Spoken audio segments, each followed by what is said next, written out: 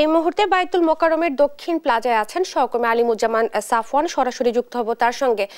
সাফওয়ান, আপনি তো সেখানে রয়েছেন, এখন সেখানে কি পরিস্থিতি দেখছেন জানাবেন। এই মুহূর্তে বায়তুল মোকাররমের দক্ষিণ প্লাজায় রয়েছে এবং এখানে কিন্তু আজ দুপুর ৩টায় জাতীয় নাগরিক পার্টির যে সমাবেশ সেটি হওয়ার কথা রয়েছে। এটি কিন্তু ডাকা হয়েছে আওয়ামী লীগ নিষিদ্ধের দাবিতে। তো সকাল থেকে আসলে এই সমাবেশের যে প্রস্তুতি সেটি কিন্তু চলছে এবং আমার ঠিক পেছনে যে দেখতে পাচ্ছেন এখানে দুটি ট্রাকের উপর অস্থায়ী যে স্টেজ সেটি নির্মাণের কাজ চলছে। এছাড়া অন্যান্য যেই প্রস্তুতিগুলো রয়েছে সেগুলো কিন্তু এই মুহূর্তে চলছে।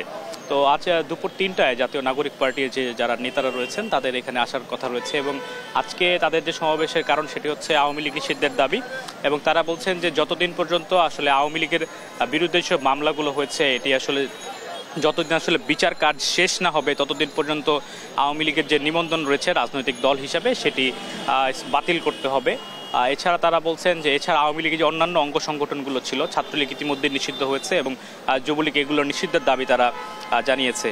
এছাড়া তারা যে দাবিগুলো করেছে যে আওয়ামী লীগ আমলে আসলে যেসব হত্যাকাণ্ডগুলো হয়েছে, শাপলা চত্বরের কথা বলা হয়েছে এবং বিডিআর বিদ্রোহের যে হত্যাকাণ্ড সেগুলোর বিচারে দাবি আসলে এখান থেকে তারা আজকে করবেন বলে এমনটা আমরা জানতে পেরেছি। এছাড়া আওয়ামী লীগ আমলে যেসব নির্বাচনগুলো হয়েছে, ভোটারবিহীন নির্বাচন, যে সেই নির্বাচনে আসলে যারা জড়িত ছিল সরকারি আমলা থেকে শুরু করে অন্যান্য রাজনৈতিক দলের নেতারা যারা আসলে এই দাবি নির্বাচনগুলো আসলে করেছেন তাদেরও আসলে বিচার চান এই জাতীয় নাগরিক পার্টি।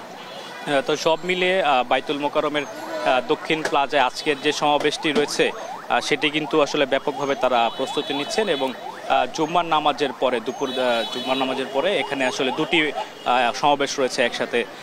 সেখানে দক্ষিণ প্লাজায় রয়েছে একটি সমাবেশ এবং উত্তর দিক গেটে যে রয়েছে বায়তুল মোকাররমে সেখানে আরেকটি সমাবেশ হওয়ার কথা রয়েছে। তবে এখন পর্যন্ত জাতীয় নাগরিক পার্টির যারা সিনিয়র নেতারা রয়েছেন তাদেরকে কিন্তু আমরা দেখতে পাইনি। তো তবে অন্যান্য সাধারণ মানুষ এবং অন্যান্য যারা কর্মীরা রয়েছেন তারা কিন্তু ইতিমধ্যে বায়তুল মোকাররমে আসতে শুরু করেছে এবং দেখতে পাচ্ছেন যে স্টেজের যে কাজ সেটি কিন্তু চলছে। কিছুক্ষণের মধ্যে এই যে সমাবেশের প্রস্তুতি সেটি কিন্তু শেষ হবে। তো আমার কাছে বায়তুল মোকাররমের দক্ষিণ প্লাজা থেকে জাতীয় নাগরিক পার্টির সমাবেশের এই ছিল সর্বশেষ খবর। ইশরাত।